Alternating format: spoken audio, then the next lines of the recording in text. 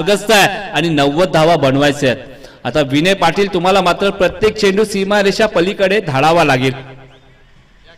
पुन्हा एकदा बा बा बा बा बा बा बा बा बा बा बा बा बा बा आयला रा आयला कवरा मोठा छक्का।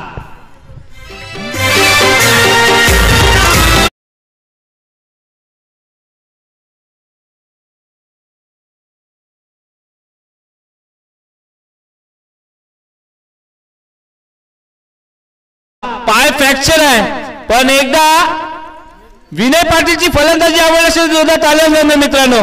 पहा स्वतः इंजर्ड आहेत, पाय फ्रॅक्चर आहे पण त्याची मला पर्वा नाही आहे, त्याची कुठली मला कमतरता नाही आहे, फक्त माझ्या गावासाठी आणि माझ्या संघासाठी। हो हेलिकॉप्टर मात्र उडवलाय, स्वीपरच्या दिशेने चेंडू रवाना होतोय, प्रोटेक्शन आहे। ऑरेंज आर्मी एका ठिकाणी मात्र धावसंख्येचा विचार केला तर 34 धावा।